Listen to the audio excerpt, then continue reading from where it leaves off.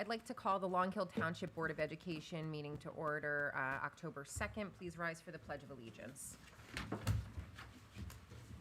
I pledge Allegiance to the flag of the United States of America and to the republic for which it stands, one nation, under God, indivisible, with liberty and justice for all. Adequate notice of this meeting of the Long Hill Township Board of Education was given as required by the Open Public Meetings Act as follows. Notice was sent to the Echo Sentinel and Daily Record on September 15th, 2022. Notices were posted on the bulletin board in the first floor entrance of the School District Administration Building, Gillette, New Jersey. Notices were filed with the Township Clerk, and notices were mailed to all persons who have requested individual notice pursuant to the Open Public Meetings Act. Roll call, please. Mrs. Butler? Here. Mr. Jamos? Here. Mrs. Daly? Here. Mr. Grosskopf? Here. Mrs. McLennan? Here. Ms. Nyquist? Here. Ms. Rublo? Here. Mrs. Case? Here. Okay, first on the agenda, we have presentations, recognition of our former board member, Matt DeGiorgio. Matt, we miss him so much already. He had 9 years of service with this board. He was chair of Technology, Finance, and Buildings and Grounds. He was liaison to Force and the Ed Foundation, and also to the Watchung Hills High School. He is thoughtful, intelligent, kind, and dedicated to the betterment of Long Hill schools. So thank you so much, Matt. We have a plaque to honor your service, and it reads, Long Hill Township Board of Education, presented to Matt DeGiorgio, with grateful appreciation for your leadership, dedication, and tireless efforts on behalf of the Long Hill Township School District, years of service, 2014 to 2023. So I'd like to give this to you.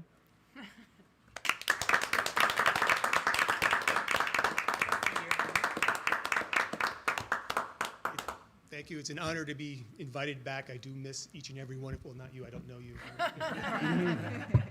But I do miss our interactions every time. Unfortunately, things have pulled me away and I can't come, but I just want to let each and every one of you know I've learned something from every single one of you. Some I was very hesitant about when you first came on the board, and then you opened my mind. You opened my mind and made me think differently, and I want to appreciate that to the bottom of my heart. And as much as I do enjoy my time at home, I do miss your interactions, and thank you very much for having me back. And maybe someday I'll come back, but as of this point, probably not. And you should all be very proud of yourself. This is probably the best board obviously I've ever been on, because I've never been on anyone's, but everywhere I read, it's unbelievable the amount of discord and unworking togetherness, and we should be super proud, and you're super lucky you came in at a great time. Don't mess it up. But you guys are a wonderful job. Keep it going. Thank you. We'll miss you, Matt. Thanks so much. Good luck. We're going to take a picture? It's not mine. I dropped my phone today. Yes, that's just Matt.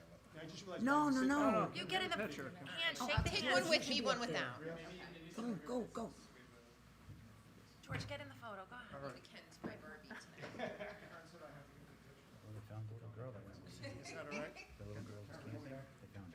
This is a great picture for the I just read the found her, and they have a suspect in custody. She's a what? And the suspect is in custody. Oh, my gosh. She's alive? I was going to ask why Mark is in a suit, and then I see he's going to be... Oh, yeah. I was thinking all the worst when I saw the picture of him, like, gone. Mark stuff so I can stay. Oh, great. Watch the presentation.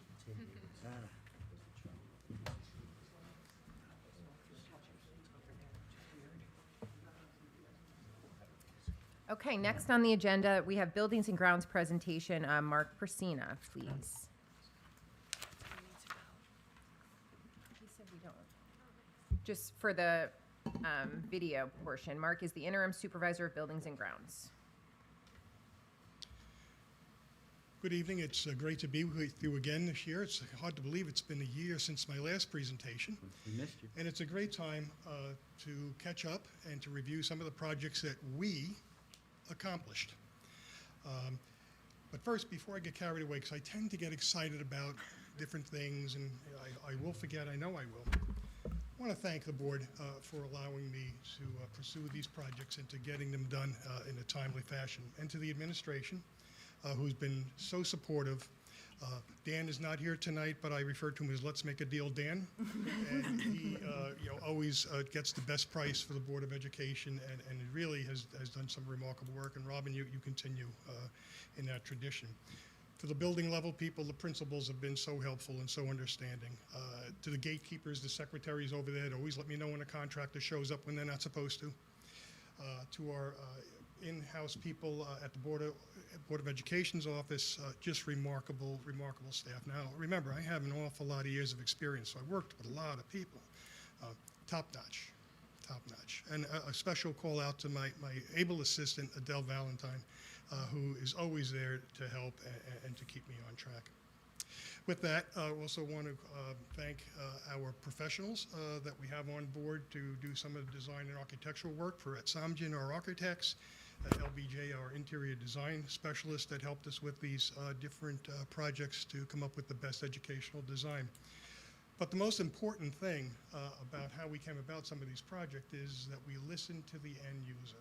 We went into the classrooms, we went into the schools, listened to what their needs are to deliver instruction in the best possible way. So we took that into consideration, gave it to our experts, and came up with some meaningful designs. Now, I will admit also that some of my slides are not the most glamorous, but you'll understand what these projects were all about, where we came from and where we're going in finishing up. All right, Jack. Hit it. So we start with the less famous things that go on, but one thing intrigues me about this slide, if you look in the center, is the no smoking sign. That gives you a little clue on how long these bathrooms have been around. So yeah, there are some obstacles here as far as code, things that we had to upgrade. Next one, slide. In this particular one, this is an ADA room that for some reason, when we go to put it against today's standards, really didn't come up to muster. Okay. And finally, this glorious bathroom that had all kinds of pipe problems and repairs over the years. And it just goes back to prove that if you don't look at the problem in its entirety, it comes back to bite you after a while. Next. And when we started to do some real searching above the ceilings, behind the walls, I required two things: a sturdy stepladder and a very powerful flashlight. And we go up there with the engineer and the architect, and we find out that we had ductworks going to nowhere, that they indeed exhaust from a room and just plopped it out above the ceiling. The galvanized steel ductwork that you see over there teeter-tottered over a wall. It was connected to nothing. So these are the things that you run into when you start to plan these projects and indeed try to correct it. So it's not just the plumbing fixtures and the partitions and things like that. It's everything that goes along with it. So we have some progress pictures here on tiling and the renovations of the actual fixtures. And some finished product. We have the new partitions where once the no smoking sign once was, much improved lighting and the appropriate fixtures for this particular room. Same thing in the ADA room. I will make comment that these projects are ongoing. They have not been closed out yet. We've had some supply chain issues. Who would think mirrors would be a little bit of an issue, but the ADA compliant mirrors seem to be a little bit of a problem, along with some other hardware items. So we're still working on that. They're usable, but we still have to close out the projects. Now, you're going to remember this slide from last year. What we did last year was simply paint and try to make more presentable the stairs over this on the side of Central Middle School. But if you look carefully at the metal treads that are on those stairs on the before pictures, they're worn, they were loose, and honestly not in the best of shape for kids to traverse. So we went ahead and we replaced the treads over there and once again did some masonry work. I don't anticipate that this is going to be a long-term solution. I think someday you're going to have to replace the steps, but this is certainly going to buy you an adequate amount of time to get to there. You also remember this from last year. The STEAM room that is over at the Central School was a former industrial arts woodworking shop. And basically what happened, at least for what my forensics can tell me here, is that the room was gutted out on the interior, and nothing was really done to cap off the utilities that supported that program at one time, a la the dust collector, the explosion-proof fan, and things like this. So last year, we knew that we, in anticipation of doing a renovation of that room, we went ahead and took the old fixtures down, the equipment down, and did the patching of the walls. Next. So this was the outside. Remember that we did this last year? Okay. And if you see the yellow arrow, you'll see the patch on the inside and the existing conditions for that room. Next. So when we go ahead and we start to look at the programs and ask the principals and the teachers, what is it that you need and what's on your priority list here? It is obvious that the old tool cabinets are there. The equipment is just scattered about. Electrical extension cords were kind of daisy chained for people who use their glue guns and other things that they use. And a little bit of housekeeping, our grant would go a long way. However, we selected this room to be improved. Go ahead. And this is what it looks like now. We have the appropriate electrical devices coming down from the ceiling. We really didn't do all that much because there was electricity already in the ceiling from the industrial arts room. All we did was take advantage of that. Of course, we did some finishes. You could see the floor finish over there. We did, patching and painting of the walls and the doors. And in association with that room, there was I will call it a tool crib and a finishing room. And the agreement was with the IT people, who, by the way, I forgot to thank them, pivotal in my operations, St. Jack and St. Nate, bless them both. We had to remove all of this equipment, including the controls that were left behind once again from the equipment that supported the industrial arts program. This is what that room looks like on the interior now, and this will be used for the IT department to do their repairs, to store things securely, and to carry out their functions. Good. Along with that improvement for the technology department, if you remember last year, we did some home run Cat 6 runs in 2 of the buildings. Well, this year we did 16 of them, and as per the requirements of the tech department. Worked very, very close with them. During the fire alarm installation, we had that contractor run the wires while he was running the new alarm wires, so there wasn't a duplication of a service that we would need down the line. We planned it very carefully, along with some power circuit capabilities, or capacities, I should say. On the left-hand side, you'll see twist lock outlets that are now generator backup. So should we lose power for a prolonged period of time, the stationary generator in that building will support the server and everything else in that building, along with outlets that we upgraded to have the USB ports in them integrated within that room. Okay. So this is the former room 33 home economics room. It had one side that was basically used for cooking instruction, and the other side was, I guess, mainly for textiles and sewing and things like that. Really has not been used very well over the past, I don't know how many years, to be honest with you. So this was another site that was picked for us to do some renovations. Okay.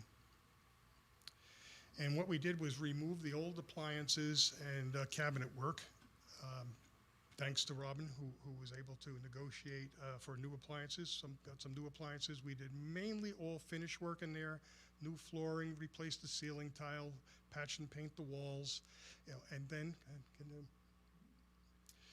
what you see is the side that was prior, the sewing and textile area. You'll still see the outlets in the floor over there from where the sewing machines were and everything. Now that's used for a flex space for the school to use for small group instruction, for meetings, quite frankly, for anything they really want to. It gives them an extra space. On the right-hand side, you'll see what we preserved for the home economics area. There are 2 stations, so we went from 4 stations to 2. Same type of equipment in there, only thing upgraded, and all of it working now. The middle school this year also had the fire alarm replacement. I always laugh. You could tell the vintage of a building when you walk around by the pull stations and the devices that are in the building, like the 3 buildings that here in Long Hill. The original school was added on to twice, so you had 3 separate sections of those buildings, and each time there was a different system installed, integrated to meet code, but not all the same. So when the custodian has to have a fire drill, the principal has the fire drill, he has to know what pull box he's dealing with, what keys to reset it, the little glass bar that goes back in, which we can't get anymore, et cetera, et cetera, et cetera. So basically what we went ahead and did was replace all the devices, the strobe horns, the pull boxes with, as you see now, the Honeywell system. This is preparing for the changeover. What happens with a fire alarm system in New Jersey state schools, you can't take the old system out of service until the new system has been inspected and approved. So we had to run tandem systems there for a little bit during the summer. And again, the devices that were antiquated, you see the before. Now we have smart devices in the classrooms and instructional areas that do a few things. Obviously, you have the horn strobe over there, which no longer has the very, very loud tone, but rather a voice that tells you what the situation is and what you're to do. The smoke detectors are not just smoke detectors, but carbon monoxide detectors as well. The other thing about the strobe horns that I particularly like is that they're also integrated for incident command. So once the building goes into an emergency and everybody's evacuated, the person that comes on board, be it the fire department, police department, EMS, or whoever the first responders are, has command of that system, and he can speak through every one of these devices. So it's a backup to the PA system that we currently have. Again, on the left, you'll see the before of the old panels that now integrated into one panel on the after slide over there. Very user-friendly. There's no atomic codes that go into there to stop the alarm and to figure it out, and everybody's calling everybody for numbers and everything. This is pretty friendly, and basically what we'll do with this, as we've done with the other alarms, is to review it with the fire department, make sure we have a practice with the police and everything on how to reset it and how the system actually works. We had an issue with some door hardware, again, less glamorous, but still important for security and weatherproofing and rodent proofing and everything else. There were door saddles missing and mullions that were quite loose. Can you go to the next one? As you can see, we had some hardware on the left-hand side that really, they meant well over the years. I understand it, but it's really not what the industry standard is for door safety. So new saddles, new mullions, and much better security. And you people are going to get tired of me talking about the glycol system, but I did the little dance. I don't know, were you there when this happened? I did a little dance in the office when this finally took place. Last Christmas Eve, I spent up on the roof on Central School because, if you remember, it was quite cold, and I was a little concerned that the glycol system was going to freeze. So I was up there, and during the day and the next day, et cetera, made my family very happy. And I monitored the system as it kept on circulating and kept the temperature that was above the freezing point. The reason why we had that concern is that the system, quite frankly, was never really maintained. What we wanted to do originally was to dump the entire glycol system and put in all new glycol into the system. We had some lab analysis done last year that said, listen, the qualities of this glycol is pretty good, it's just really dirty. What you need to do is to get a new filtration system in there. So we went ahead and did. You'll see that middle slide is before. That was the cartridge filter that was in there. We couldn't get the hardware off of that to change the cartridge. That's how long it's been. You'll see on the right-hand side, the after picture is a new cartridge system that every 2 months the cartridge is changed. So all the particulate that's in that glycol system gets captured in that cartridge filter, and the end result has been pretty clean glycol. So it was a great solution to the problem, and the lab tests indicate now that I or anybody in the future will not have to be running up there on Christmas Eve to make sure that it's in good shape. Thanks. Did you see Santa? Yeah, no, I didn't see Santa, no. So we did some more sidewalk renovation over at Millington School. Last year we did the front apron and the parking lot, if you remember. This year we did the upper sidewalk. You'll see the before and then the after. On the extreme right, you'll see that we also made a pad for a picnic table on the side of the building over there for the staff and kids to use. That was a request from the principal. I used to, people think I'm crazy sometimes, and they're right. I walk around and look at the building, and I used to cringe when I used to go inside of that building and see all that peeling paint and the soffits kind of rotting away over there. So this year, we addressed about 60–70% of the soffits in the building and the courtyards with the scraping, some patching, some replacements, and final actual prime and painting. As you can see here, much improved. As one of the requests from the building level staff and my good friend Jen over there at Millington School, we installed a traffic gate. If you remember, for those parents who go pick up your kids in the afternoon, you used to have the chain they used to have to pull across over there, and then during snow it would get stuck and a mess. So we have this gate that we installed, along with some other fence work. Next. This is the high fence that's behind the basketball court over there.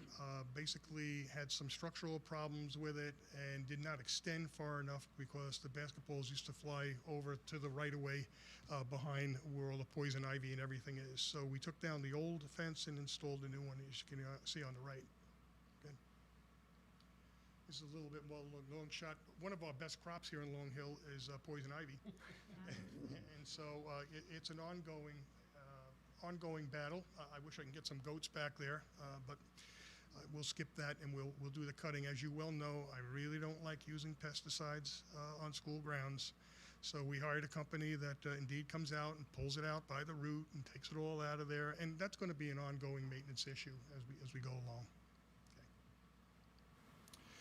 We also, in cooperation with the Green Team and the great work that they're doing over there, they're putting up a greenhouse. I believe it was funded by a funding source that I can't think of right now. So they purchased a greenhouse. As in every good gift, there's an installation aspect to it. So we wanted to put a concrete pad to make it stable and permanent. The problem is it was in the courtyard, which meant in that center picture, yes, you're seeing them wheel concrete through the hallways into the courtyard to pour a pad for this greenhouse to be installed. Okay. You can see them striking it off, leveling the pad, and then you'll notice that there are two pieces of pipe coming out of the middle of it. While we don't have any plans for it right now, the day will probably come where they would want a water source and an electrical source, either for an exhaust fan or for lights or for something. So we went ahead with some do this before the pad is poured, because once it's poured, it's there forever. Next. The kindergarten. This is one of my favorite projects, I have to tell you.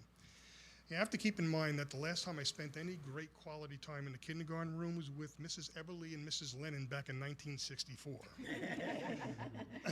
So we went in there and indeed listened to Mrs. Clark, who, by the way, what an exceptional educator. That's one of the things I found here in Millington as I go through the district and I walk the halls almost every day, just listening to what's going on in the classrooms, and what a great staff you folks have here. Anyway.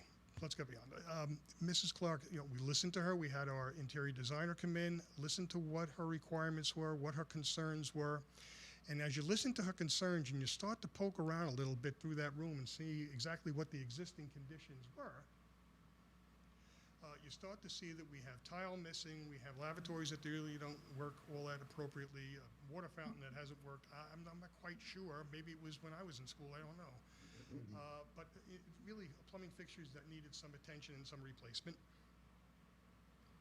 There was some cabinetry that was missing different hardware, chipped, delaminating. The Formica that was on top over there had parts missing to it. And this is what we had underneath with the plumbing. There were obviously some previous problems over there that weren't addressed quickly. On the right-hand side, you see the window ledge where the heat radiation comes up from the radiators. And the dated tile were 9x9 asbestos tile. Now, everybody gets excited about that. You got to go some to get a release from an asbestos tile. You got to get down there with some 60 grit sandpaper and make a real cloud. The beauty of asbestos tile lasts forever. Look at it. Like who knows how long that's been down there. Well, see, that's why I don't like working that thing. Anyway, we went ahead and did an asbestos abatement there, non-friable removal. They came in with a heat machine, picked every piece up. We did air test and everything prior to proceeding with the renovation. Okay.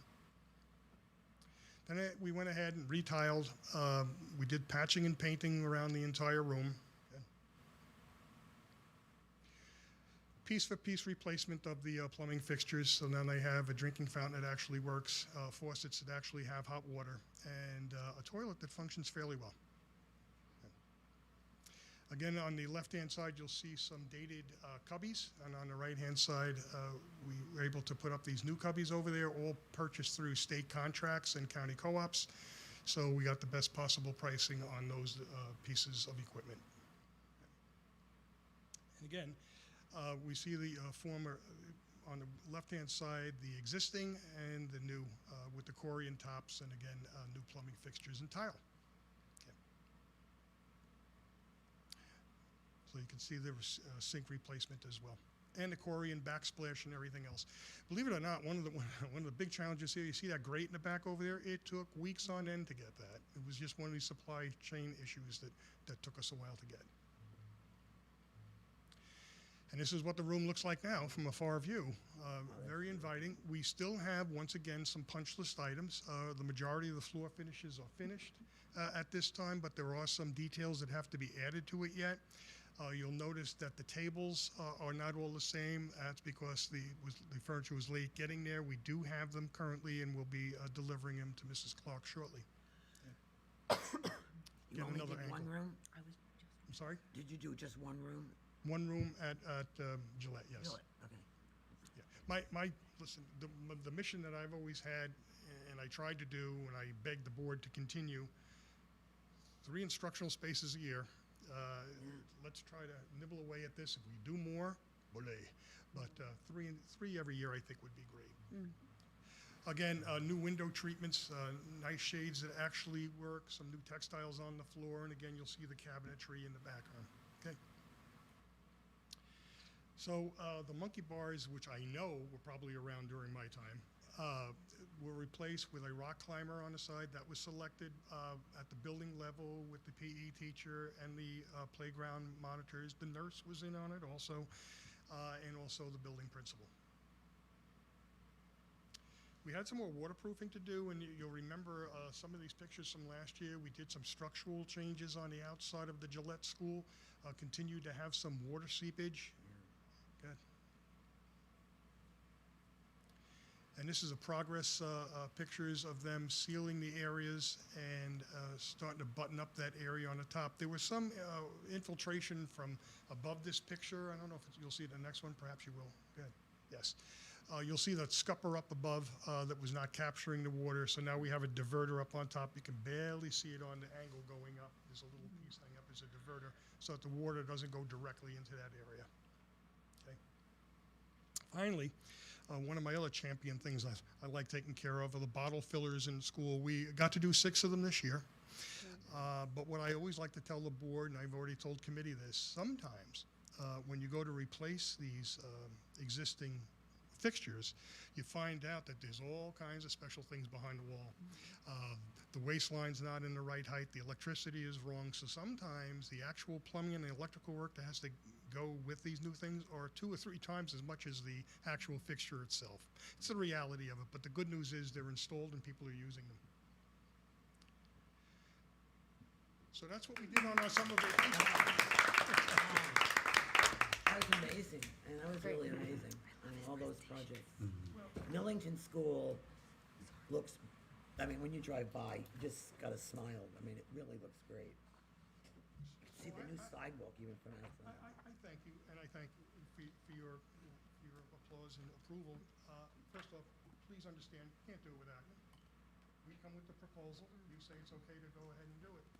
I would beg the board to, in the future years, as we move forward, 3 instructional rooms. Infrastructure is wonderful. Nobody likes a leaking roof or leaking plumbing, but the instructional people deserve to have the environment to carry out their instruction. Any questions? Katie? Is there anything we can do as a board to prevent, I mean, obviously, other than just good governance in terms of that, but is there anything we can do to kind of memorialize or something where we can prevent this from happening again? I mean, some of the things that we see are embarrassing, and like, it's great that we're fixing it, but it should never have gotten to that point. So, you know. So we have a new full-time person coming on board for buildings and grounds. Frank Murgatroyd has a tremendous amount of experience. I'm going to be around for a while to help out. I would love to help out with future capital projects and keep rowing in the same direction. My passion is projects. The day-to-day operation, I've done that for 40 some odd years. That's okay, I don't need to get called out by the fire department. But projects I really enjoy, and the thing I really love about it is I was a teacher. I know what it was not to have a good environment. God, we made spotlights out of rubber light sockets and empty coffee cans in the day. So I look forward to working with the board. Memorializing it, I think it's a policy. I'm sure the superintendent of the school is going to help you go in that direction. He has a lot of experience as a teacher too. So we'll be moving in the right direction. I'm sorry, you had a question. Oh, yes, if it's all right. You had said before, so there's about 3 classrooms that you would foresee.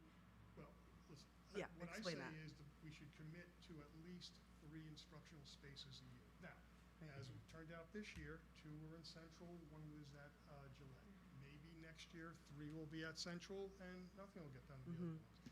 Depending on what the ability is with the budget, because you folks have a tough job with the budget. I don't soft pedal that one. But I think it's a good target to try to get to at least 3 a year. You know, while the glycol system's important and everything else is important, that 6th grader is not going to benefit from that in a STEAM room that's not really fully functional.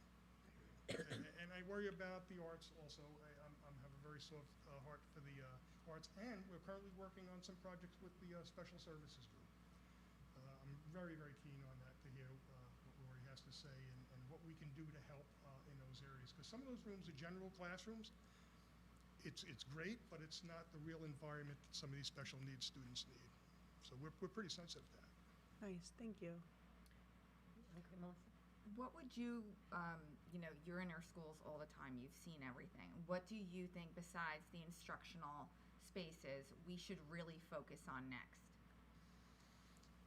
Well, you are almost obligated to do the fire alarm system over at Gillette next. That'll be the 3rd and final one.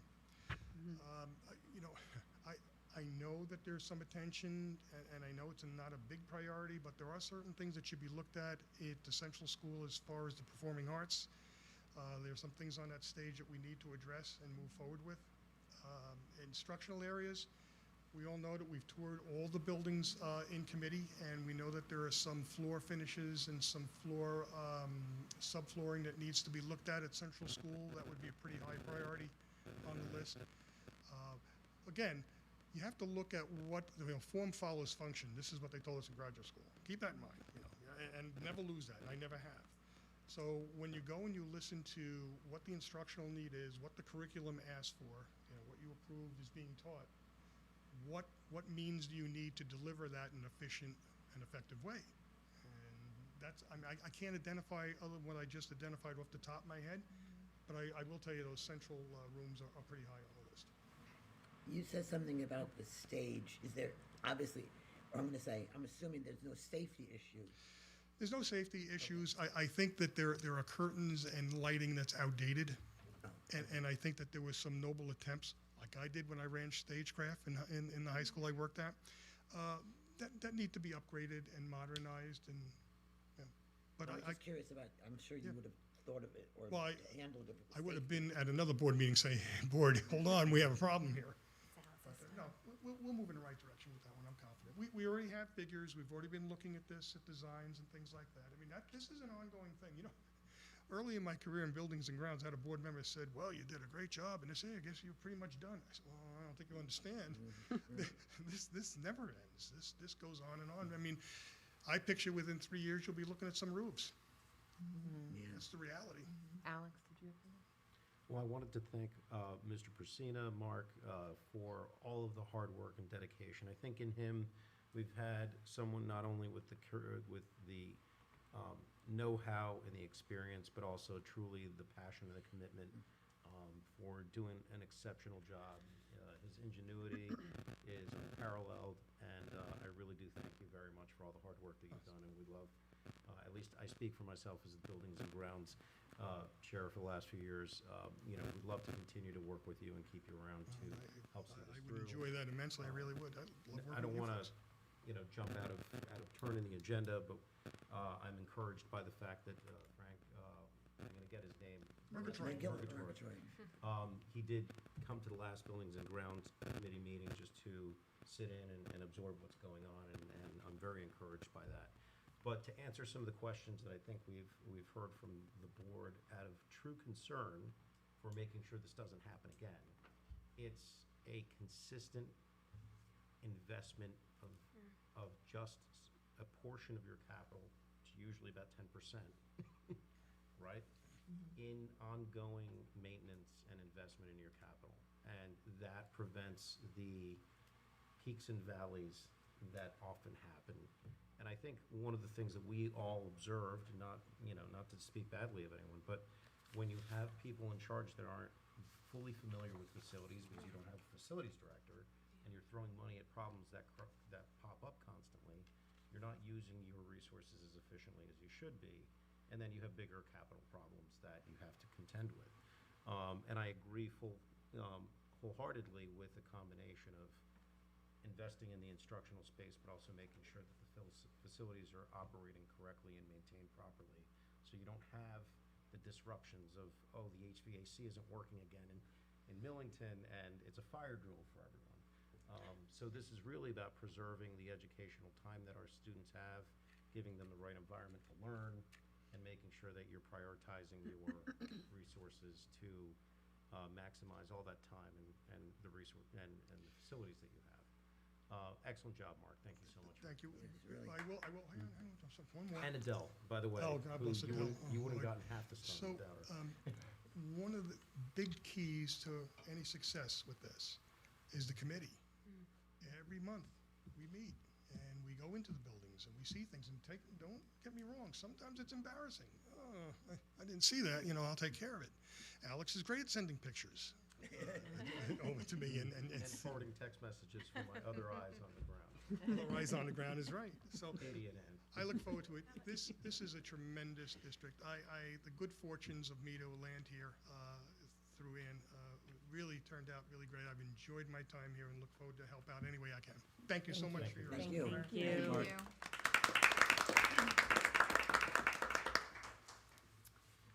Okay. I think communications, I'm gonna, are you gonna start? Go ahead. So you want, I'm just going to reference that one email that was sent to the board, I think, on September 22nd, that everyone received. But we also received, it was about communications regarding transportation. And we did receive a follow-up from that parent and a positive follow-up that I shared with the entire board, too. Okay. I just want to address an issue that was brought to our attention this morning. Last board meeting, we had the good fortune of having several really great candidates who appeared before us to fill Matt's vacancy. And we did ultimately select Justin Foster and appoint him to the board. And we're hoping tonight to provide him the oath, and he was going to become part of the board. But unfortunately, we received a communication just this morning from the School Boards Association referencing policy that said, and law that said that we could not appoint him to the board because he was not able to remove his name from the ballot, as he is a current candidate for the school board election in November, because the ballots had already been printed. So we did get legal advice that told us that we could make an appointment. Obviously, we knew that this could be a potential conflict. We did ask for legal advice, and we got legal advice that would have been good pre-printing of the ballot. And obviously, this is a very nuanced issue. Unfortunately, we did not get the full picture prior to today, but now that we have the full picture, we are going to have to rescind that appointment. And we do apologize for that, but unfortunately, we know what is proper to be done. And so as a board, we do have to do that for the district. And that is going to happen under resolution number 46. Board committee and liaison reports. Karen. Okay. The Ed Services Commission met in September, and the thing of import to us is this. The state provides funds to non-public schools. Some of it comes through is administered by the Ed Services Commission. Some of it, in fact, there's things referenced in our agenda that we administer. One of the things handled by Ed Services is nursing services. So, for instance, Long Hill Montessori and Hudson Way would be entitled to have their children at least have what I would call the basic review. You know, the records are reviewed, they get the height, the weight, sight. They'll go in and do special teaching. It's X hours a week, and it's dependent on the population, the enrollment. Well, there's a law being proposed where the money does not pass through the commission or the district, that it goes directly to the schools. And the big problem with that is, what if there is a misdiagnosis or not properly recording things? The liability comes to the district. So Morris County Ed Services has gotten together with several other Ed Service commissions, and they were preparing correspondence for the representatives regarding this. That was the biggest thing that would affect us. With respect to, we'll do finance. Finance met last Wednesday at 3:30 in person in the board office. You're going to see a lot of resolutions in the finance section. There's one associated with legal expense. Presently, we average about $86 per student versus $60 per student at the state level. It's hard to, you look at hear that figure, but we're a small district, so if you're, obviously you have a small number of dividing, it, but we're going to take I'll say, enforce more vigorously a policy whereby contact with the lawyer has to go through George or Kim or a designee versus any direct contact with the lawyer to try to get a handle on some of our legal fees. Another thing that came up is, and it came up in the audit, we're allowed to provide a reserve associated with our facilities, and it's calculated, and maybe Robin can correct me if I'm wrong, based on the square footage of our facilities, and right now, and the estimated cost, and right now we're at $149 per square foot. So that means when we replace something, they're going to use that as an evaluation, versus the estimate is somewhere around $250. So there's a resolution, we are permitted to utilize that figure, the larger figure, to determine what we can put into our, would I call it a reserve account? Yeah, can I expand on that a little Yeah. bit?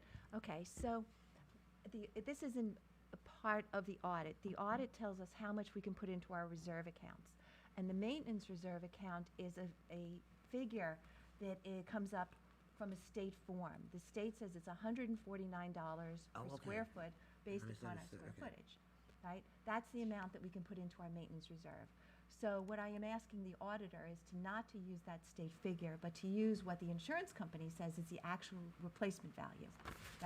So this isn't something that is part of the audit, or that the auditor said. This is something that we are requesting of the auditor, that I actually got another district to be approved for, which would allow us as a maximum on how much we can put into our maintenance reserve. So it allows us an expanded number, right?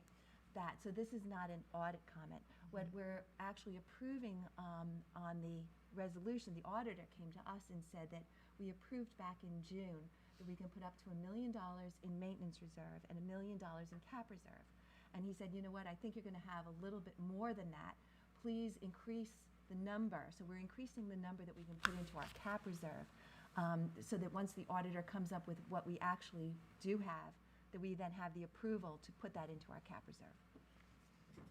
And it's not like we found $1 million. No, we did not find. We This have is- up to when we do, in Right. fact, at the end of the year, You maybe. do it to your max, so that once they come up with the amount, and this is how we normally fund our cap reserve, so that we can do all these kind of projects, right? We hope to have money left over in some of the budget that we can move it over, and we try to do about $1 million in to keep our facilities looking the way Mark is helping us to do that. So this is all normal. So the one where we're increasing the bank account for the maintenance reserve is just so that we have the ability, we won't have the the money to put that much in, but it gives us, we could put that much in, that it opens that savings account for us to a larger number.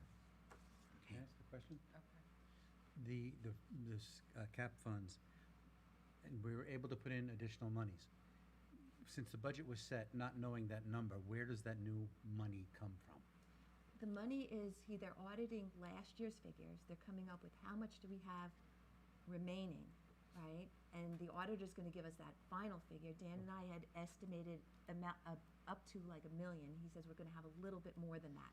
So just increase that board resolution so that we can put it into our reserve. Okay, so nothing's taking out of the There's current nothing coming out of budget? our current, It's no. just, Yes. we're looking at last year's Yep. numbers. Anything left over, we can put someplace. Great. So you'll, like she said, you'll see a resolution on that. There's also gonna be a resolution for approving, board members to go to the conference. There's also a resolution associated with the bidded contract and the work for the power washing and the painting. Came in above what was originally estimated, and we've reached what they call, I guess, a $44,000 threshold. All the invoices have been verified, so it's just a question of approval of that. Then there's a bunch of expenditure reports from IDEA, ESSER, and so on. You're gonna see also, you saw all the resolutions for that. The bills list has been approved, reviewed and approved. And in other things not associated with resolutions, we're going to retain Nate for about 15 hours a week, max. Jack has been very, very diligent looking for his replacement, and unfortunately, candidates have not been coming in that are, I guess, match what he wants, and that's good enough for us. Also, there's a resolution associated with getting rid of books that, I guess, the media specialists, where they went through, so they're obsolete or damaged books, so you're gonna see that. Governance met, and the mission vision work, we're going to, how should I say, it really should be like look for a portrait of what we want a Long Hill graduate to be, and we'll utilize that to develop the mission, because our mission and vision is gonna lead to that. So how we get the information about the portrait of a graduate is going to be by a scheme of hopefully some kind of questionnaire or something brief and short and quick that parents and stakeholders can just answer very quickly, not a long enthralled thing to get input from them. We set our goals for the year, and on the minutes, you got my message about the rescheduling, the meetings, the scheduling and all. The personnel and labor relations usually typically has been only pulled together for negotiations, but now we're gonna really look at it, and it'll be meeting once a quarter, more regular.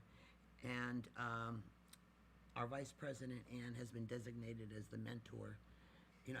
Was always the mentor. We reinforced it, the mentor to new board members, and that doesn't mean that we all can't, join in.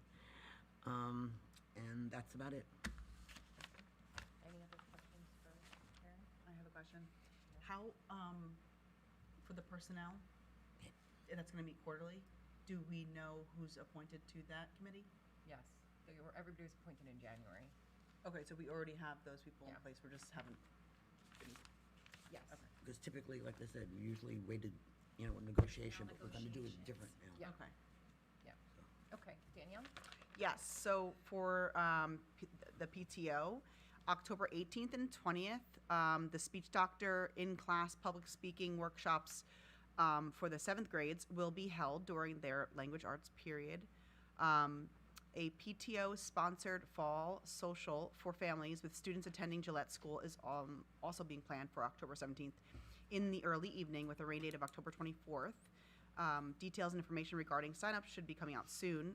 The next PTO general meeting is October 25th at 7 p.m. in the Millington Media Center. And class parents are planning Halloween parties on October 31st at Gillette and Millington schools. And that's it. If anybody has any questions, feel free to email LHTSD tpto@gmail.com. As a parent with previous experience, stay away from the inflatable costumes. No good can come of them.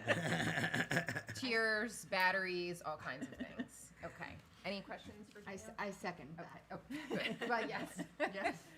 Okay, Anne. Student achievement and curriculum met on September 28th. The September meeting is a wonderful meeting where we have the benefit of meeting with the teachers who worked on the summer curriculum projects. When the teachers work in teams, we have one of the members of the team able to meet with us.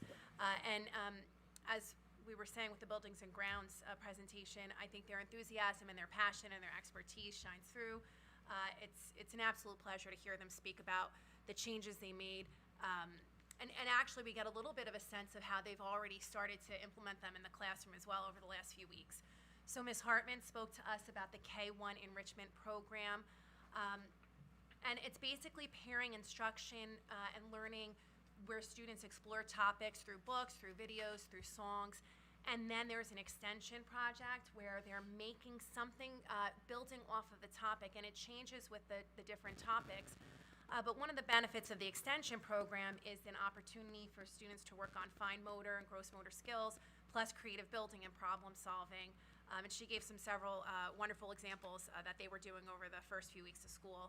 Ms. Russo updated us regarding the language arts middle school curriculum revisions from the summer, which was refining and enhancing the writing instruction and alignment within those grades to help teachers pinpoint areas of student need in the writing learning process, and also to just align their various types of writing projects. She spoke about narrative writing, argument, research, and literary response. We had Ms. Kmetz talk about the science revisions for K through 4, updating for the 21st century life and career skills standards. And that was just very interesting, just to look into that world. Back to kindergarten through 4th grade science and learning about career focuses as related to the field, conservation-minded learning. And then we had Miss Minerva give us an update on a program that we're utilizing K through 8 called Framing Your Thoughts. This is a supplemental resource to the reading instruction, to the writing instruction that we have in place. It's a multimodal teaching method where they're using charts, kinesthetic, chants, and in addition to the writing prompts. And she showed us visual pictures. I think it's K through 5. What did I say? K through 8. Oh, K through 5, yes. But she showed us pictures of the charts that they had, and so when they were teaching grammar, we're kind of swinging back to like sentence and predicate if you go back to your grammar school days, and then there's like symbols and colors that are associated with those visuals that they're learning with the class, and then those are aligned throughout the grades, so that is actually an approach to learning that's just targeting many different aspects of the mind, not just maybe when we were in school, writing the sentence, here's your subject and your predicate and so on. So it seemed, the multimodalities of learning, very interesting. And that was something the teachers wanted to bring in to really just enhance the effectiveness of grammar and grammatical knowledge in our students through the grades. So then we jumped over to some follow-up conversation about the school rating data that was released over the summer in the school report card that we had discussed at our last meeting. We discussed a program the district is using called iReady, which is a diagnostic tool used in grades K through 8. It is replacing our use of LinkedIn, which you might remember was an in-house assessment tool we used in previous years. The district is also exploring an aspect of the iReady program that has an additional learning component, and we'll be trialing it in a few classrooms and then comparing it to a program that they're currently using to see if the teachers prefer one to the other. This was exciting. There's a return to an in-person professional development training called Conquer Math that we just had an additional update on. It was approved at the last agenda. Those of you who've been with the board for a while or just in the district may remember Nancy Schultz and Conquer Math. She did do some presentations for the parents pre-COVID. So she's an expert in just instructional strategies for learning and teaching math. And it had been our district practice to align the math instruction through this program and Nancy Schultz's expertise, but there was a pause in the program because it was in-person training with COVID. So now we are sending back our teachers who were not able to benefit from that instruction to complete the training. We did a lot. We reviewed the planned field trips. We discussed at the Central Middle School, the district is seeking a full-time media center specialist. And as the position is not yet filled, the adjustments that the district is making to ensure appropriate coverage for the cycle classes that the specialist teacher teaches. We also discussed that the individual reports for the state testing results for our students were to be released in the Genesis portal. I believe they were released that afternoon. I got the email from Mrs. Backer. If you haven't noticed that you had an email from Ms. Backer, you do. And it had update with instruction for the students' families on how to access that information through the school Genesis portal. And the next meeting is going to be November 1. So it's not an October meeting. It's 2 days after the end of October meeting.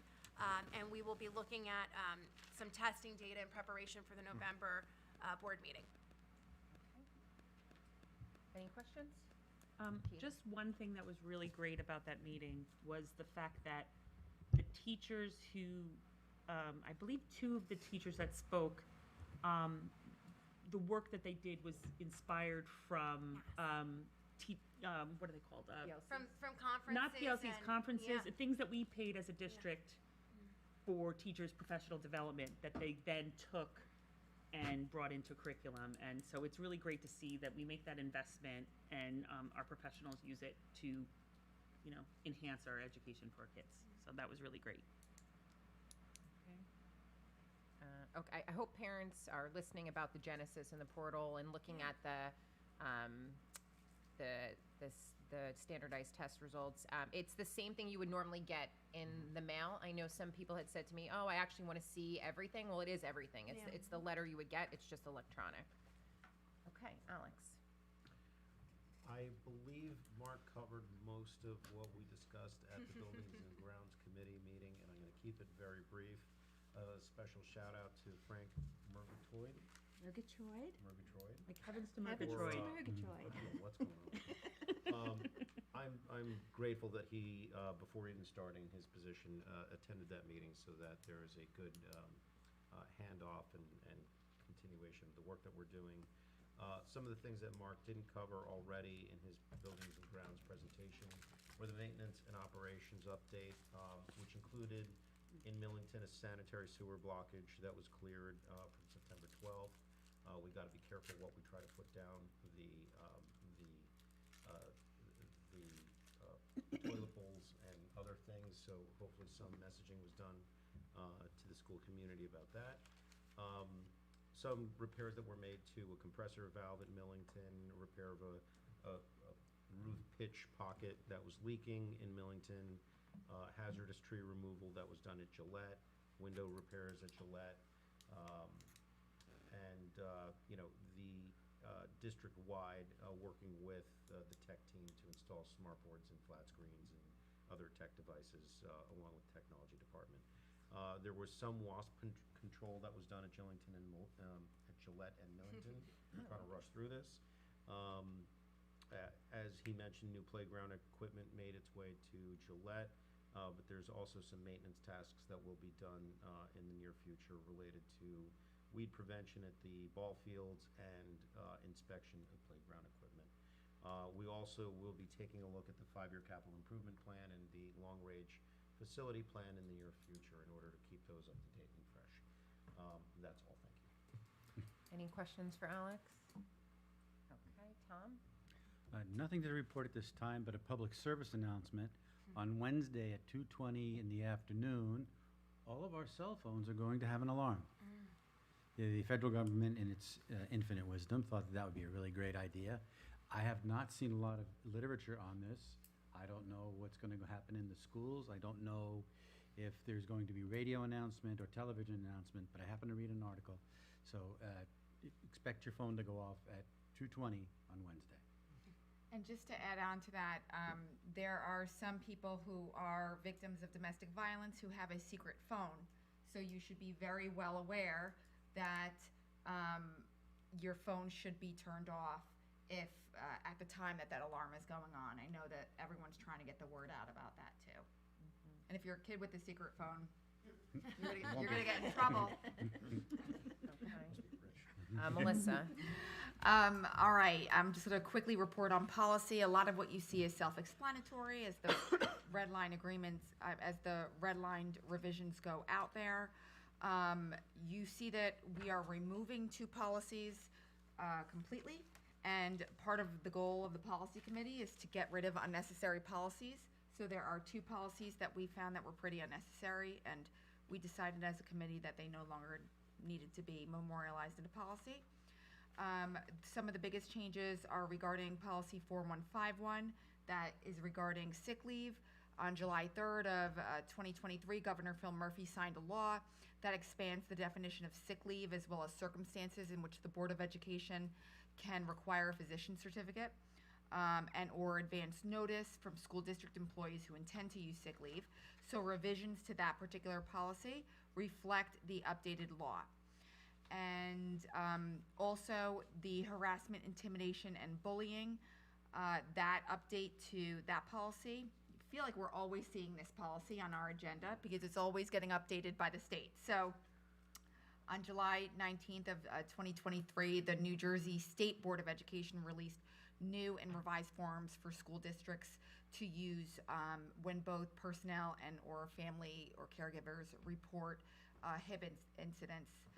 And there's a regulation regarding HIB that we put in there. The regulation specifically says that personnel reports cannot be anonymous. So any reports of any potential HIB violation from the school personnel cannot be anonymous. But someone, and the personnel has to report it within 2 days of actually seeing it. Family and caregivers, however, may report that anonymously. And then again, the vandalism and violence policy, that's 5131. In August 2022, Governor Murphy signed a bill that required Board of Eds to develop and adopt a policy that establishes a threat assessment team.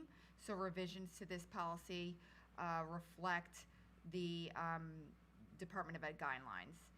And then as far as the ESL bilingual policy, that just reflects changes for that were made for requirements for bilingual education. Next, the reporting on behalf of the CPAG, which is the Special Education Parent Advisory Committee. And that the CPAG is an opportunity for parents of students with 504 plans or IEPs to come together and to discuss with district administration and staff to share ideas, resources, and provide input regarding the school and community programming. So the first meeting of the year is tomorrow, October 3rd at 6:30. It's in person. It's at the Gillette School Library. And the topic will be, what is CPAG? We're going to review some in-district programs, plan for future meetings, discuss leadership, and leadership opportunities with CPAG. And that's it. Great, thank you. Any questions for Melissa? Okay, Katie? Hi, everyone. On Thursday, September 28th, the Community Relations Committee met. Myself, Mr. Alexis, Karen, and Tom all met. We set our goals. Should I Go ahead. include that? Our goals are to increase visibility of student achievement, increase engagement with stakeholders that do not have children in the district, and 3 is to increase input from staff. During the meeting, we also reviewed a document that we have that is website review.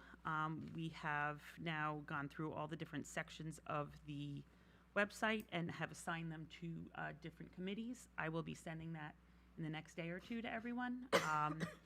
It's meant to be a second set of eyes or a 5th set of eyes on these different sections. A lot of time, it's just to catch things that either, the business office or faculty or, administration needs to address with our technology team. But it's just making sure that things are working right, nothing's broken, there's not outdated information.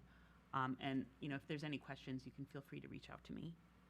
And that is, we also discussed the existing strategic communication plan, and we are currently trying to pull one together because we are missing some information, and that's kind of going to be an ongoing discussion and, a priority in the upcoming months or school year as well. So that is all I have for community relations. We are still ironing out when our next meeting is, and hopefully I will have that for everyone in the next few days. Okay, so now on to the Long Hill Education Foundation. We've had an incredible fall, and it's still going on. As everyone knows, we did our fundraiser for the back-to-school boxes. It was a pretty good success. We learned some lessons, and we intend to do it again next summer. So more information will be out in the spring regarding that. This past Saturday, we had a revised family movie night. It was supposed to be outside, and due to the wind and the rain and the wet ground and the temperature looking not great, we decided to move it indoors. And I have to say thank you to the buildings and grounds and the administrators for being really flexible with us. We decided on Thursday, and people allowed us to send out more information to parents, and it was an incredible night. We had less than last year, but considering how quickly we turned this around, we had like 140 people show up. Wow. And I have to say, it was actually better indoors than it was outside. And as charming as it is to be outside, it's geared to smaller kids, and I think parents felt safer, and it was just, it was a wonderful experience, and we're hoping, if we can make it happen, to do another one in either January or February if we can get the logistics worked out, because it was just a great community event, and it was a lot of fun. So that was great. Currently, the tickets are on sale for 3 more weeks for our November 4th Tricky Tray and wine tasting at the Riverview Banquet Center. Tickets are on sale for 3 more weeks, and it's a really nice event, and it's a great chance for parents to get out and not be with their children and to have a great time. So hopefully everyone can make it. Where do you get those tickets? On www.longhillforce.org. And you can find it on social media. You can find our website also through the Long Hill website. Okay, so now currently we have a sneaker drive going on, and it's been wildly successful. People are cleaning out their closets. The amount of shoes that have shown up at the Long Hill Library is amazing. I mean, people that are on this fundraising committee, their garage is like full. They sent me a picture today of someone's car who just went to the library to pick things up, and she's like, I couldn't take everything, but I got everything off the floor. So it's really great. It keeps these shoes out of landfills. It's still going on in the schools. There's boxes at all 3 schools until October 6th, and the library will have the box until October 9th. And what's great is 90% of these shoes are either recycled or repurposed in other countries, distributed in other countries, or else they're sold. And so we're getting a piece of money for that, but we're also providing a service of keeping things out of landfills. So it's kind of a win-win. And then, that's not all. We're doing a Grigtown Pies fundraiser, and they're on sale now on our website, longhillforce.org. And they are on sale until October 27th, and delivery will be at Central School on Saturday, November 18th from 11 a.m. to 12:30. And what's great is if you, for some reason, forget or you don't come to pick it up, logistically we can't track everyone down, but anything that is not picked up will be going to the 12 Baskets community pantry. And there's also an opportunity, if you don't like pie or want pie, you can actually donate the pie to the 12, the food pantry, which is, again, it's double donating, as I think our social media person put it. So we are in process of updating our faculty grant writing application, and as always, we're always looking for volunteers. So feel free to reach out to Long Hill Force, www.longhillforce.org. Thank you. Great. Any questions? Oh, actually, one more thing, and I have to say, my involvement in Long Hill Force and the Ed Foundation is very much due to our Matt DiGiorgio, who talked me, no, I don't know if you remember, but you talked it up and kept on saying to me, you're not happy that we can't do these things, do the Ed Foundation. Awesome. So again, for me, the reason I'm involved is because I was frustrated that we didn't have room in our budget, and Matt was like, this is what needs to be done, and I did, I'm part of a great group of people, and so thank you for pointing me in that direction, Matt. I really appreciate it. Thank you. All right, any questions for Katie? Okay, superintendent's report. Okay, I think those comprehensive reports covered everything, but I would like to just report that over the past 2 weeks, we had 3 highly successful back-to-school nights, and I want to thank the teachers and our staff and our principals for creating such a warm, welcoming environment for families. It was really great to see. I did hear about the movie night and how successful it was, and there was a lot of excitement about that. That was great. And we're also excited to have field trips for our 8th graders in the spring, and also for our band students on the agenda tonight. This may have been mentioned before when my predecessor was here, when Dr. Rovtar was here, about the dedicating the central music room to honor the memory of Nick Stevens. The plans are progressing, and later this month we'll have a dedication ceremony. Matt, though we didn't get to work together, I know from knowing your colleagues for the last 3 months, they hold you in the highest regard. And thank you for being here. Really terrific. Make sure everybody knows about that dedication, because I certainly want to. Yeah. Yep. And I think that is everything. Robin has a quick update on transportation, and I think that's it for me right now. Okie dokie. Business Okay. administrator's report. Okay, so let's talk a little bit about transportation. That was such a big issue last time. It still is not perfect. It's getting better. It's getting way better. We feel like a lot of the buses are running close to on time. The buses are definitely cleaner. I haven't been able to tell whether they actually replaced buses or just fixed buses that we had, but it is night and day on most of the buses. And I have been on the buses doing spot checks, enough that the bus drivers now know me, and they just never know where I'm getting on. I may be getting on at Central, I've gotten on at Millington, and I've ridden from Gillette. But they definitely know, like I said, my name, my face, and what I'm looking for. And I look for brooms, I look at the seats, I look at all that. They did come up with the signs that they talked about and have put the signs in the window. Again, it was a little bit iffy on that first day when they put them on, but we've complained and they've fixed them pretty nicely now. So I'm happy with that. And I have to say, for the most part, the drivers are starting to feel like a real part of our school community. I've even gotten several emails from families saying they like the driver, that they feel good about it. I know I personally, when I meet the drivers, am feeling way better about it. I will tell you that 1 or 2 of our routes, one especially, is still the problem child. We're working on it. We're looking at the route, trying to make it a little bit better week by week, but every time you pull something here, something there goes offline. So you're kind of wiggling on it, and we're doing our best. We can only update the route once, and that's on Thursday for Monday. So we try to put a couple little things in there to make it better on Thursday, and then we may have to tweak it back the next week.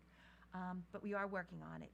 Communication is still a little bit of an issue. We're trying our best to communicate with families. It's not always easy if we don't find out that we have a sub-driver, somebody running late, and we don't find it out until the route started. I'm kind of behind, or if everybody's kind of in their car, it's hard to pull off on a highway to have a text message sent out. But we are working on it. We know that there's an issue, and we're doing our best. Do you get a lot of sub-drivers? I mean, On one route, yes, we've had a couple issues. And the problem with the sub-driver is then they send somebody here who, again, doesn't know our streets, doesn't know the route. If they miss the house on Myersville Road, they've got to go into Chatham to turn around, come back, go around the circle and get back up that road. And by that point, Mrs. Daly's already driven her kids to school. This is true. Can I just ask, I was behind a bus on Valley Road, I know it was the high school level. I guess it surprised me, I'd never seen this. The bus went in diagonal so that the kid Yeah. could walk across Yeah. the. Because they, Oh. they don't want the child crossing the double line. And that's, It stops, it's a more visual for the Yeah, for a people car coming not to go towards you. around, not to too. go So around. that- Well, no, I know, Yeah. I get it, I mean, I was just surprised, because I mean, still, I don't know, just Mm-hmm. didn't think they would want him to cross over to the other side, but. Yeah. Yeah. Because I remember you saying something about being on the side. Right, for our high children, school, anytime there's a double line, we make sure that they are that they get off on their side of the street, which again makes it, for some parents, it takes a little bit to understand that. So like on Myersville Road, you're getting off this way, the parent may say, well, my house is like right there on the other side, but you gotta go all the way down that route, turn around and come all the way back to let that child off on the right side of the road. And it could also be a county road, so that is my understanding that that means something. That, Double line. Yeah. there's just an awful lot, we don't realize, and I didn't realize, I mean, I've been here 30 years, and I didn't realize Long Hill really is a lot of main roads. It's really not a lot of neighborhoods as much as children. I mean, we have 257 stops for our 500 kids. That's a lot. So we keep looking at it, saying, how can we make this better? How can we move it so that the child is safe and yet we shorten the route? And that's, sometimes it's not what a parent wants to hear, but it helps the route overall. It helps the 20 kids on the bus if this child walks a little bit further, because everybody else gets home 10 minutes earlier every single day. It just is what it is. Did you have other things to report, Robin? You know what, I think Karen covered almost everything. The only two things I'd like to mention, and you all are aware of it, on the agenda, from budgeting last year, we are memorializing in this agenda that our pay-to-play now is $100 per sport, $300 per child. The other one is that we have non-public purchases being approved. That is just required by the state because the board is, and the district is the middleman in the non-public funding. So we have to put that on there so that you see what they are actually purchasing. But it is handled through ESC for technology, for security. Mr. Vitarello is our security person. He actually speaks with the non-public to make sure that they are actually buying something that meets their needs, which is a really nice thing. But that's why you see that on there. Any questions for Robin? Okay, thank you. Comments from the public on agenda items. At this point, the Board of Education welcomes comments from any member of the public on agenda items only. Please note that as per Board Policy Number 1120, a total of 15 minutes is allocated for public comments at any single board meeting. In order to provide residents the opportunity to comment, individual speakers are limited to 3 minutes each at any particular board meeting. The board may extend these time limits at its discretion. Any questions should be directed to the board president, and depending upon the nature and complexity of the question, it may or may not be answered during the meeting by the administration. If so, the response would occur after this public portion of the meeting has concluded. Everyone has the freedom to speak, but please be advised that anything said in public may have legal ramifications, and there's no protection regarding statements made by the public. Please state your name and address before you begin.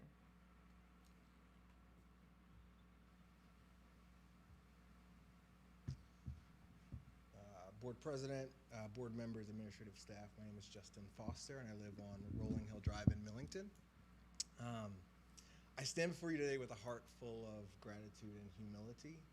I rise to comment on Resolution 46. It says, "Be it resolved that the Long Hill Township Board of Education, upon the recommendation of the superintendent and based on the consent of and mutual agreement with Justin Foster, rescinds appointment of Mr. Foster as Board of Education member."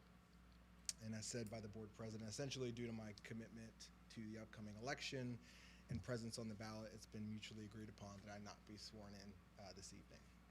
And although disappointed, I'm confident that if the board could have avoided this outcome and honored this appointment, they would have, and I cast no blame.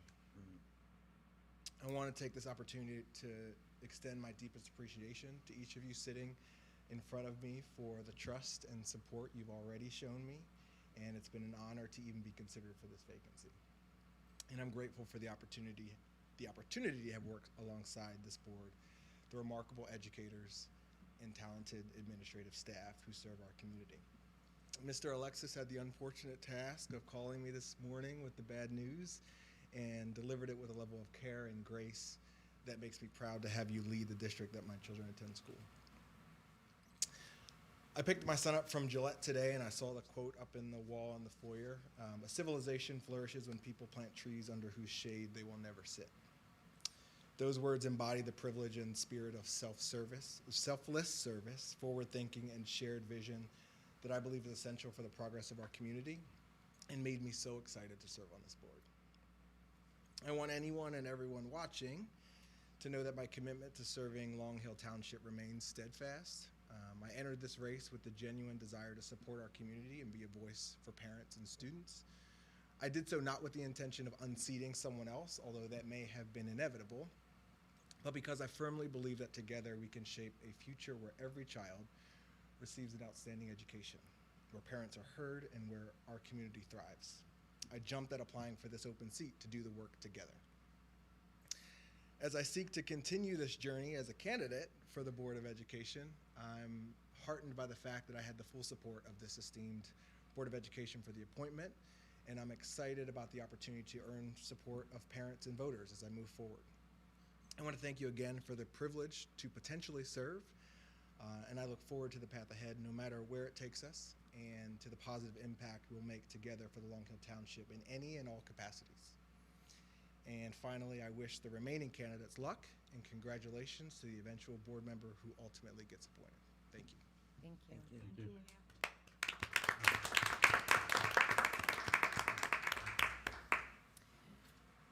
Thank you very much. I will add that we will enter in closed session at the end of this meeting to discuss the candidates for the Board of Education vacancy, and we will take action after that meeting. Moving to resolutions. Karen, will you move in number 1, minutes? So moved. Second. Any questions? Roll call? Mrs. Butler? Yes. Mr. DeJamos? Yes. Mrs. Daly? Yes. Mr. Grosskopf? Yes. Mrs. McLennan? Abstain. Mrs. Nyquist? Yes. Ms. Rubelo? Yes. Mrs. Case? Yes. Danielle, will you move in financials numbers 2 through 22? So moved. Second. Any questions? Roll call? Mrs. Butler? Yes. Mr. DeJamos? Yes. Mrs. Daly? Yes. Mr. Grosskopf? Yes. Mrs. McLennan? Yes. Ms. Nyquist? Yes. Ms. Rubelo? Yes. Mrs. Case? Yes. Anne, will you move in special services numbers 23 and 24? So moved. Second. Questions? Roll call? Mrs. Butler? Yes. Mr. DeJamos? Yes. Mrs. Daly? Yes. Mr. Grosskopf? Yes. Mrs. McLennan? Yes. Ms. Nyquist? Yes. Ms. Rubelo? Yes. Mrs. Case? Yes. Alex, will you move in personnel numbers 25 through 36? So moved. Question, please? Second. Oh, second, sorry, thank you. Okay, question? All right, second, and then a question. On item number 34, Ms. Kielbach, is there going to be a background test? Is that necessary for this position? So the answer's going to be yes. No, she's on it. Because it's called out in other positions, it wasn't called out here. Number 34, 34. it's the 10-day field experience by the FDU student. Yes, there will be, yes. She's Okay. gotta be clear. Okay, because it's called out in the other appointments, but it wasn't here, so, thank you. I mean, yeah, it may not be listed because she already has passed the track. So maybe in the other ones they haven't gone through, like the other ones are volunteers. She's already a student, so she probably already has a background check, but yes. And the other difference too is that this is for a 10-day field experience, so she'll be in the room with the teachers at all times. That's probably why it's not listed under the resolution. Okay, fair enough. Okay, any other questions? Roll call. Mrs. Butler? Yes. Mr. DeJamos? Yes. Mrs. Daly? Yes. Mr. Grosskopf? Yes. Mrs. McLennan? Yes. Ms. Nyquist? Yes. Ms. Rubelo? Yes. Mrs. Case? Yes. Tom, will you move in curriculum number 37? So moved? Second. Questions? Roll call. Mrs. Butler? Yes. Mr. DeJamos? Yes. Ms. Daly? Yes. Mr. Grosskopf? Yes. Mrs. McLennan? Yes. Ms. Nyquist? Yes. Ms. Rubelo? Yes. Ms. Case? Yes. Melissa, will you move in your best friend policies, number 38 through 45? So moved. Second. Any questions? Roll call. Mrs. Butler? Yes. Mr. DeJamos? Yes. Mrs. Daly? Yes. Mr. Grosskopf? Yes. Mrs. McLennan? Yes. Ms. Nyquist? Yes. Ms. Ruvalo? Yes. Mrs. Case? Yes. Katie, will you move in other, numbers 46 through 49? So moved. Second. Questions? Roll call. Mrs. Butler? Yes. Mr. DeJamos? Yes. Mrs. Daly? Yes. Mr. Grosskopf? Yes. Mrs. McLennan? Yes. Ms. Nyquist? Yes. Ms. Ruvalo? Yes. Mrs. Case? Yes. Thank you. Items for discussion. Any unfinished business? Any new business? Go ahead, Katie. I regret that I didn't bring this up prior to this meeting, but I just want to put this out there for discussion from various committees and things like that. But, we have, over time have like priorities that we discuss. And obviously there's a very fine line that we don't make the budget. We don't, tell, the business administrator and the superintendent how to do their job. They are there. We are in an advisory capacity. But I'm thinking of things that we have said in the past that are priorities, and I just wonder if there's a moment or an appropriate time where we as a board can communicate, our concerns, because we're not in the finance committee. We're not. I have concerns that I think in terms of priorities and what things are, and I just think maybe it's at our board retreat, maybe it's at various stages. I think it would behoove us to have some sort of discussion of things that we've said we need to do in the past and in balance with present circumstances, and see, what we would like to encourage. Not telling you what to do, but just to, encourage things and have that discussion. And I just wanted to kind of put that out there, and, obviously we can have discussions offline and then discuss it at a future meeting. I just wanted to mention that. Are you saying it's wait. mostly? Are you saying that you want to have a discussion with the entire board, so not in a committee? Well, that's what I'm saying. I don't know how, I just feel as though like we are a board of committees, but if there are certain things that we have questions about, but if I have a question, I want kind of the board to I think I do want us all to be kind of together to have that conversation, and maybe the board retreat is the time. That way it's open public meeting, it's a safe thing, but I just think that there are initiatives that, I look at our agendas, I look at certain circumstances, and I want to like have a meaningful discussion about what our concerns are. I Karen. apologize for throwing this on you like last minute, but I do think it's a valuable discussion. Okay, Karen. Well, all I'm thinking of is that really every committee chair is open to hearing a question or a concern from any one of us, so that they could, bring it to their committee. I know this in the way that some people report, even though it might not be in minutes. If somebody does come to you with a question or concern, they reference it. Do you know what I mean? And they say, oh, Katie, Mrs. McLennan or Katie called me, and this is a question, she had a question about this, this is what it is. So you won't have to worry about it not getting on the table. Okay. But that doesn't mean, it's kind of like open. I mean, yeah, you can bring it out. I mean, things supposed to be discussed. But if you get to, like, if it deals with stuff more associated with finance, yes, ask the question of finance and bring it to us. And we'll put it on our agenda, and then it'll come back out, Okay. Essentially. I know as just the chair of the policy committee, if anybody brings anything, any question to me, I always put it on the agenda. So I don't use any discretion in what I do or don't put on the agenda. If anyone comes to me, like an example was Danielle came to me, she wanted something to be on the agenda. Even if I don't want it to be on the agenda, I'm gonna put it on the agenda. And I think it's very important for committees to keep that in mind, that if anybody on the board comes to you with anything, it should automatically go on your committee agenda. And may I add to that? Even though we are in our set committees, and I don't know if governance is gonna agree with me on this. So long as we don't exceed quorum, there is an opportunity for you to sit in and go to another committee's meeting in the event it's important for you to address something to that committee, and as long as we don't go over the, Yeah. the public meeting quorum, or we don't have quorum. So I think that is another opportunity that we should all try to consider, in the event we want to sit in and engage in certain discussions with people that we're not regularly meeting with.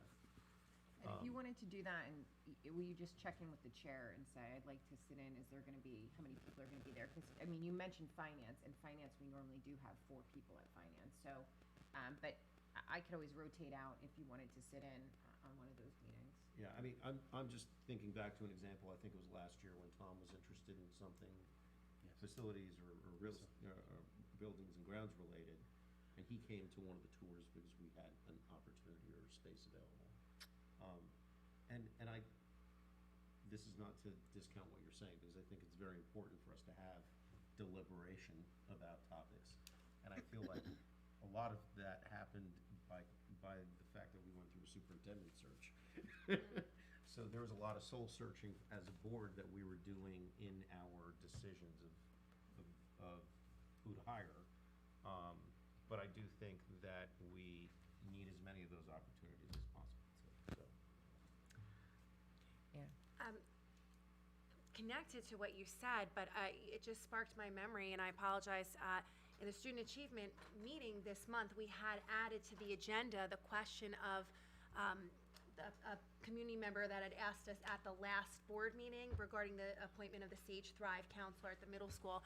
I apologize that it was not in my update, but just to add that update in our discussion, and to remind people who may not have been aware, we maintain the same level of counseling support. So I'm going to jump to that report if everyone's okay with it. But it is a point, Katie, just to wrap up the conversation with you. Even when community members, I think, bring things, we are trying to bring those items then to our next committee discussion. I apologize for leaving it off. But so for the Sage Thrive update, that was a service we had added in addition to the support that we had of the guidance counselor at Central Middle School.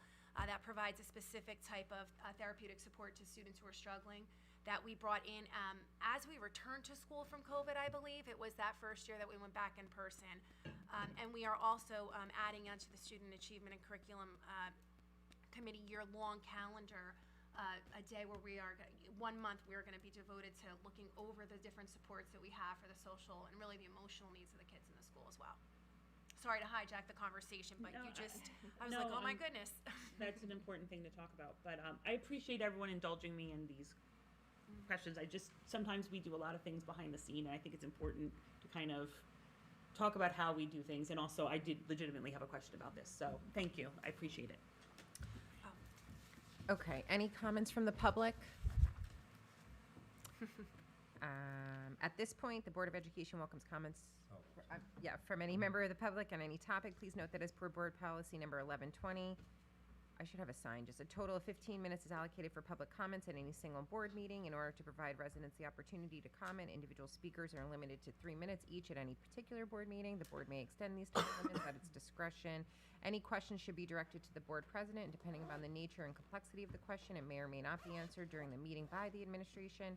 If so, the response would occur after this public portion of the meeting has concluded. Everyone has the freedom to speak, but please be advised that anything said in public may have legal ramifications, and there is no protection regarding statements made by the public. Please state your name and address before you begin. Hi, I'm Lauren Franklin. I'm president of Long Hill Education Association. You know, just listening to your conversation here about, you know, how you guys all talk and bring things up, it made me think about maybe an all-school councils meeting, about we could communicate with the board and the teachers. We have a new superintendent, and we could all come together. Because I was hearing what Kate was saying about, you know, it's almost making sure we're all on the same page again.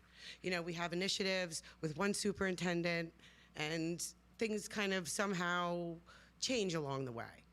You know, one superintendent comes in and, you know, changes staffing. You know, maybe we need, and our drive was to do building improvements, but maybe we need to look back at staff we lost along the way and realize that maybe we had full-time staff and now we're hiring part-time positions. things like that. Maybe we can come together as a unit and make sure we are on the same page moving forward through a teacher's perspective and a board perspective. Thank you. It's been forever since we had it all. You know, the last one we had was when Ed Acevedo was here. That's, And then it was COVID, and then Ann came in, and then Ann left, and here we are again. I thought it was even before that. It was, and you know, it was a lot focused on the HVAC units. I was looking Yes, back at my yes. notes, Karen, is what I was doing. problem anymore, right? Wow. But yeah, it was about that. But you know, I think the drive is different now. You know, Dr. Acevedo made a lot of changes to staffing when he was here, a lot of changes to schedule, which caused us to have a difference in staff. So we are, and you know, there were cuts to our TAs at that point. Went from a lot of full-time, they were cut to part-time, and then we kept a few full-time. And now what's happening is those people are retiring. So things are changing and we see it, so we would like to come together and maybe call a meeting for everyone. Would you suggest that the all schools meet regularly or just on demand or what? I'd like to meet more regularly. I think it became a threatening thing for some superintendents, you know, like we were complaining, but it's not meant to be that. No, that's usually what was on. I was on it for a couple of. Like, Could I ask there was what a lot it- of stuff. What it is? Well, we have representatives. It's basically, we have representatives from the teachers there and, you know, and representatives from administration. And we all just come together and talk about what's going on in the schools. If we're all have we all have a common goal. Like, for instance, last time we were, you know, it was the HVACs realizing what was happening here. Because every time we'd get a new superintendent, oh, I'm going to fix this. And then, well, let me check everything out. And how many times are we going to check everything out and then start over? Do you and then do we get new board members? So we kind of needed a place to go and get the communication going. There was a representative. It's a liaison position. A representative from the board. There's a representative from each. I think there could be more representatives from the board there. From the school. We'd welcome it. That was what my question was, whether or not this was a public meeting. No, this is for the board, the teachers, the administration, that we can have just open forum communication. And it's a great thing. Would you want it to be public or no? No, Okay. it never has been. It's not a board meeting. Was it before school, after school? Was it in person? After school. Yeah, as long as we're not in quorum. Okay. Well, we'll talk with Karen and governance and then Mr. Alexis, and then we'll. Okay. Thank you. Thank you. Have a good night. You too. Anne, will you move us into closed session? Of course. The board will enter into private executive session for the purpose of discussing a harassment, intimidation, and bullying report, and to discuss the qualifications of candidates for the Board of Education vacancy. Action may be taken upon return from the closed session. Second? Oh, second. Okay, all in favor? Aye. Any opposed? Any abstain?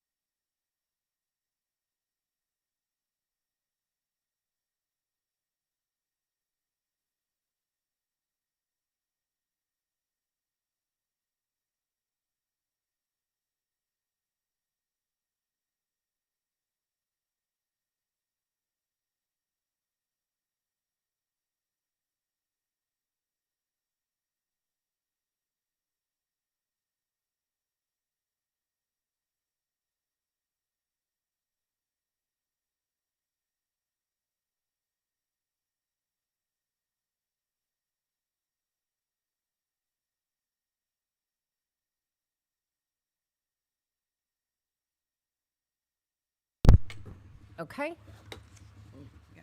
we have moved back into closed session, back into public session. Thank you.